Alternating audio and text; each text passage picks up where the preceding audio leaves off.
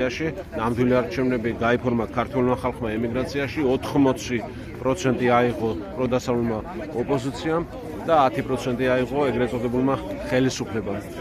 რაც მინდა ყველაზე მეტად გულსატკენი რაც იყო, რაც ჩემმა თვალებმა და ჩემი მეგობრების თვალებმა დააფიქსირეს, უამრავი რიგები, კილომეტრიანი რიგები, ეს ცხადყოფს კიდევ ერთხელ ხელისუფლების დანაშაულ ქმედებასთან არაერთი მოთხოვნისა, რომ გაეხსნათ დამატებითი უბნები მილიონამდე ემიგრანტი მივიდოდა და მისცემდა ხმას.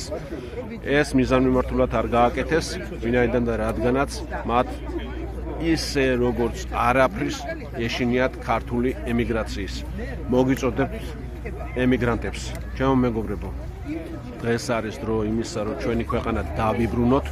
დღეს არის დრო იმისა, რომ ჩვენი ხმები დავიცვათ, საქართველო დავიბრუნოთ და გავანთავისუფლოთ ქართველი ხალხი ბიძინა ივანიშვილის ტყვეობისაგან, რეჟიმის ტყვეობისაგან.